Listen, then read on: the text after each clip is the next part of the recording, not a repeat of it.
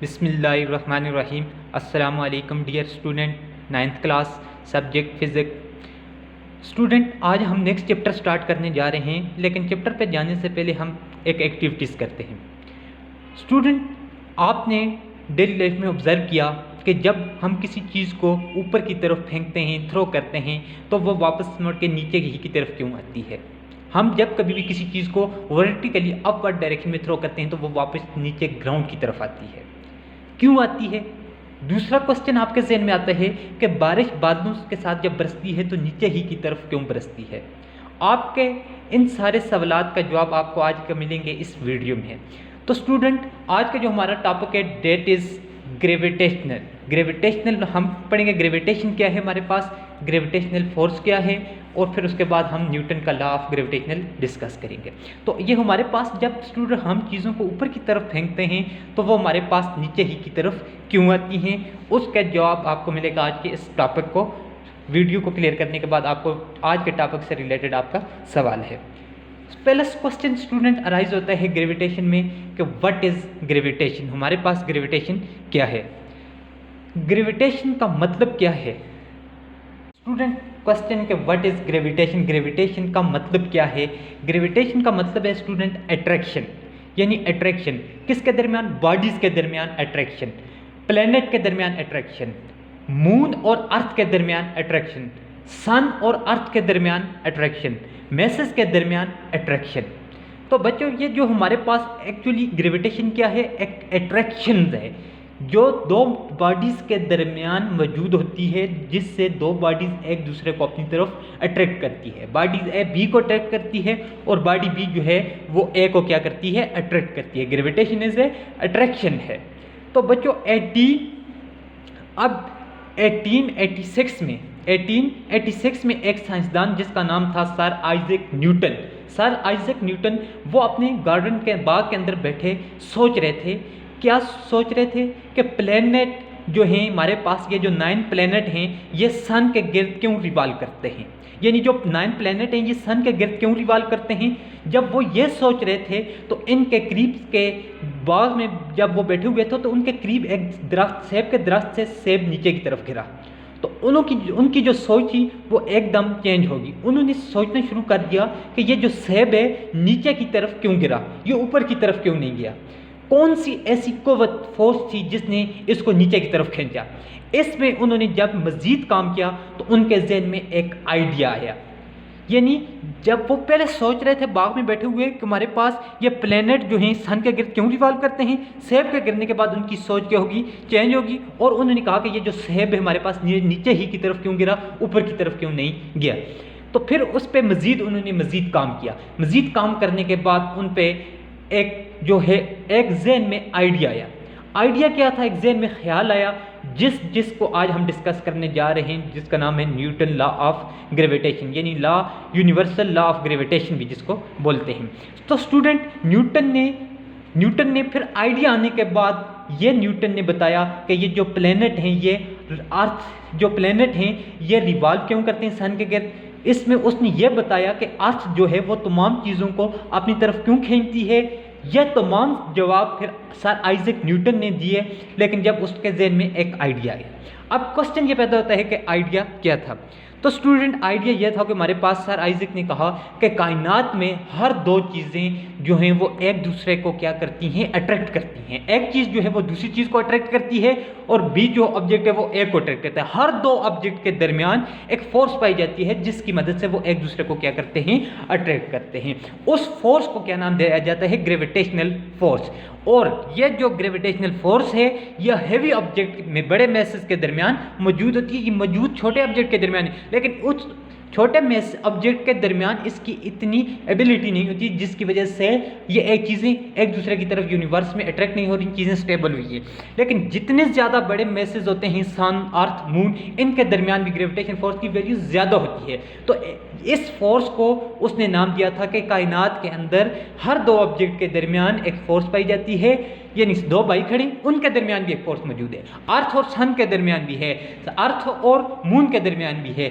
हर कायनात के दो ऑब्जेक्ट के दरमियान एक फोर्स पाई जाती है। उस फोर्स को उसने नाम दिया था ग्रेविटेशन फोर्स। इसी ग्रेविटेशन फोर्स की वजह से उसने कहा था कि प्लेनेट जो हैं वो हमारे पास सन के गिर्द मूव करते हैं, मून जो है वो अर्थ के गिर्द रिवॉल्व करता है, ये तमाम हमारे पास। और उसके बाद उसने कहा था कि ऑलवेज जो चीज़ें हैं वो नीचे की तरफ क्यों गिरती हैं, क्योंकि अर्थ एक हैवी ऑब्जेक्ट है जो चीज़ों को अपनी तरफ अट्रैक्ट करता है, क्योंकि इन दो ऑब्जेक्ट के दरमियान एक फोर्स मौजूद है। तो आज का हमारा जो टॉपिक है स्टूडेंट वो है Newton law of universal gravitation, यानी न्यूटन ग्रेविटेशन लॉ भी जिसको बोलते हैं, जिसमें सर हम डिस्कस करेंगे फोर्स ऑफ ग्रेविटेशन को, लॉ ऑफ ग्रेविटेशन क्या है, ग्रेविटेशनल कांस्टेंट क्या है, और उसके बाद उसकी एग्जांपल को सॉल्व करेंगे।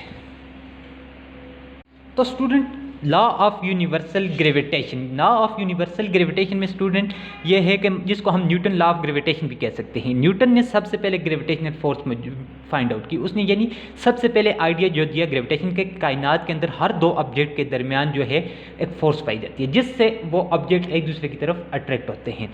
अब ये जो हमारे पास स्टेटमेंट थी, इसकी पहली स्टेटमेंट जो है लॉ की, वो है स्टेटमेंट में हमें कहता है कि दिस लॉ स्टेट दैट, ये जो लॉ है ये हमें कहता है इन द यूनिवर्स, इस कायनात के अंदर every body attracts other body. हर ऑब्जेक्ट, चाहे वो छोटे से छोटा ऑब्जेक्ट है या बड़े से बड़ा ऑब्जेक्ट है, हर बॉडी दूसरी बॉडी को क्या करती है, अट्रैक्ट करती है, अपनी तरफ खींचती है विद ए फोर्स, एक फोर्स के साथ खींचती है, विच इज यानी ग्रेविटेशन फोर्स के साथ एक फोर्स लगा के खींचती है उस ऑब्जेक्ट को अपनी तरफ, एक फोर्स जिसको ग्रेविटेशन फोर्स कहते हैं, उसके साथ अट्रैक्ट करती है। वो जो फोर्स है which is directly proportional to product of their masses, वो जो फोर्स है वो उन दो बॉडीज़ के मैसेज के डायरेक्टली प्रोपोर्शनल है, यानी दोनों बॉडीज़ के जितने ज़्यादा मैसेज होते जाएंगे उनके दरमियान इतनी ही फोर्स ऑफ ग्रेविटेशन होगी, ज़्यादा वो फोर्स के साथ एक दूसरे को अट्रैक्ट करेंगे। यानी ये जो ग्रेविटेशन फोर्स है जिससे वो दो ऑब्जेक्ट एक दूसरे को अट्रैक्ट करते हैं वो डायरेक्टली प्रोपोर्शनल है बॉडी के मैसेज के, बॉडी के जितने ज़्यादा मैसेज होते जाएंगे उनके दरमियान इतनी ही ज़्यादा ग्रेविटेशन फोर्स होगी,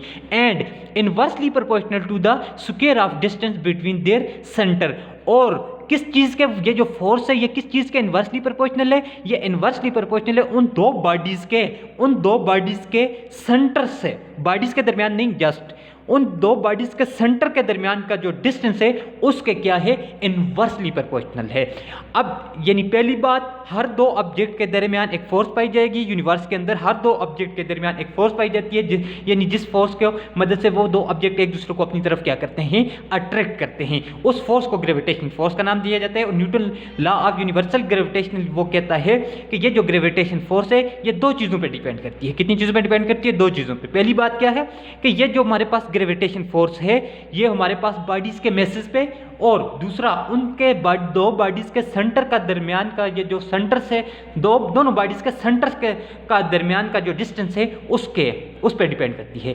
अब बॉडीज के मैसेज के साथ इस फोर्स का डायरेक्ट रिलेशन है, और बॉडीज के सेंटर के दरमियान का जो डिस्टेंस, दोनों बॉडीज के सेंटर का दरमियान का जो डिस्टेंस है उसके साथ इनवर्स रिलेशन है।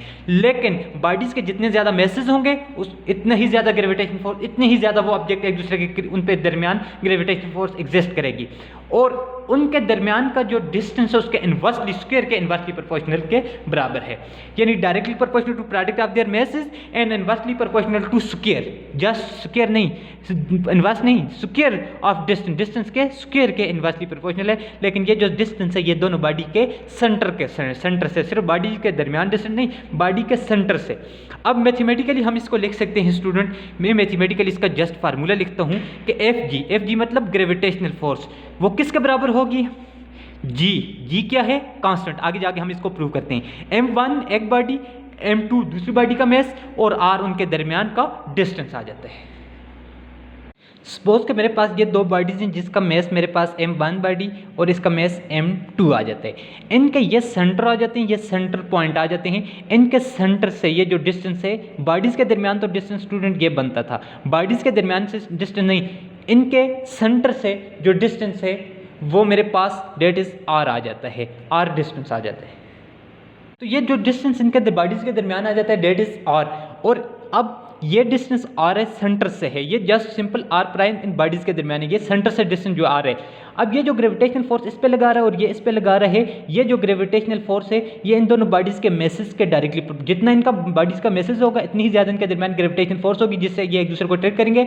और ये जो ग्रेविटेशनल फोर्स है ये इस डिस्टेंस, ये जो आर है इसके साथ इनवर्सली प्रोपोर्शनल है। ग्रेविटेशनल फोर्स जो है डायरेक्टली प्रोपोर्शनल बॉडी के मेसेज के प्रोडक्ट ऑफ मैसेज के डायरेक्टली प्रोपोर्शनल, लेकिन स्क्वायर ऑफ डिस्टेंस के स्क्वायर के इनवर्सली प्रोपोर्शनल है। Distance increase force decrease, distance decrease force increase. तो जस्ट अब हम जाते हैं मैथमेटिकल फार्मूले के बाद रिप्रेजेंटेशन ऑफ फोर्स को। The gravitational force is represented by F G. Gravitational force को एफ और स्मॉल जी के साथ, यानी कैपिटल जी के साथ, ये जो कैपिटल जी है ये हमारे पास रिप्रेजेंट करता है कि ये ग्रेविटेशनल फोर्स है। The gravitational force is represented by F, capital साथ आ जाएगा हमारे पास क्या, जी। ये हमारे पास ग्रेविटेशनल फोर्स को हम इस तरह से रिप्रेजेंट करते हैं, एफ साथ हमारे पास क्या आ जाएगा, जी आ जाएगा। तो अब स्टूडेंट हम प्रूफ में कहते हैं कि consider two bodies whose masses is m1 and m2। हमारे पास दो बॉडीज हैं जिनका मैस m1 एंड m2 आ जाता है, is m1 and m2। Let r be the distance between the centre of m1 and m2। ये मैं कहता हूं कि जो हमने सपोज कर लिया कि r जो डिस्टेंस है ये इन दोनों बॉडीज के सेंटर का दरमियान का जो डिस्टेंस है। r be the distance between the centre of m1 and m2, m1 और m2 के सेंटर से जो डिस्टेंस है डेट इज r। अब मैं कहता हूं कि according to Newton law of universal gravitation, Newton law of gravitation हमें क्या कहते हैं, न्यूटन लॉ ऑफ ग्रेविटेशन हमें कहता है कि ये जो फोर्स इनके दरमियान ग्रेविटेशनल फोर्स मौजूद होगी वो फोर्स किसके डायरेक्टली प्रोपोर्शनल है, वो डायरेक्टली प्रोपोर्शनल है m1 और m2 के प्रोडक्ट के डायरेक्टली प्रोपोर्शनल है। That is called equation number 1 कि ये डायरेक्टली प्रोपोर्शनल है m1 और m2 के बॉडीज के जितने ज्यादा मैसेज होंगे दोनों बॉडीज के मैसेज के प्रोडक्ट के डायरेक्टली प्रोपोर्शनल है।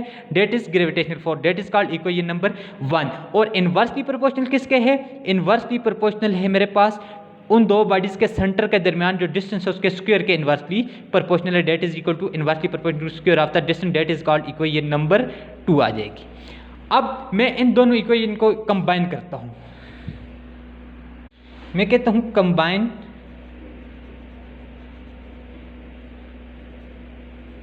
वन एंड टू, 1 और 2 को मैं कंबाइन कर देता हूं तो वी विल गेट रिजल्ट। मैं कंबाइन करता हूं तो मेरे पास आ जाएगा F force is directly proportional to m1 m2 divided by r का स्क्वायर, r का स्क्वायर आ जाएगा student.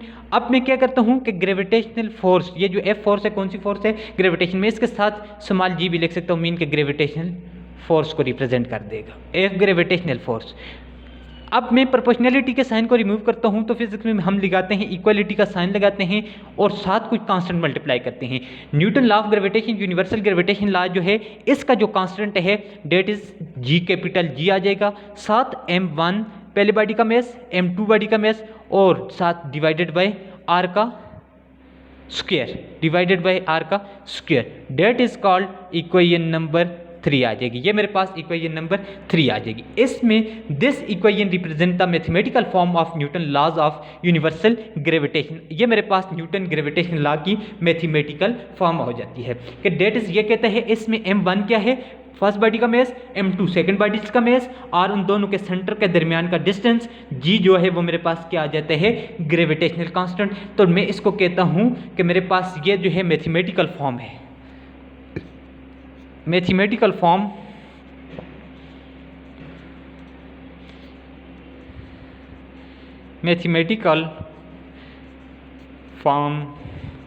Of gravitation, universal gravitation law.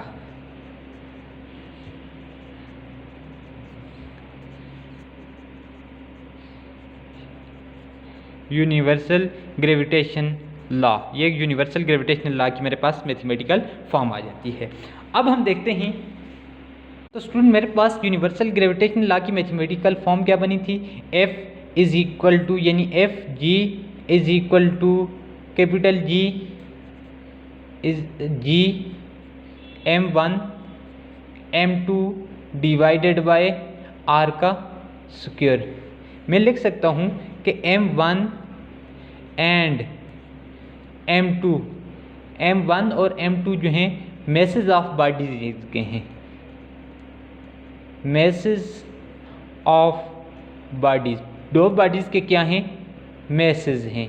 Are जो है उनके दरमियान डिस्टेंस है, that is equal to distance उनके कहाँ से, टू बॉडीज़ के सेंटर के दरमियान का जो डिस्टेंस है डेट इज आर। और जी जो है वो मेरे पास क्या है, कैपिटल जी। कैपिटल जी जो है वो मेरे पास आ जाता है ग्रेविटेशनल कांस्टेंट, ग्रेविटेशनल कांस्टेंट,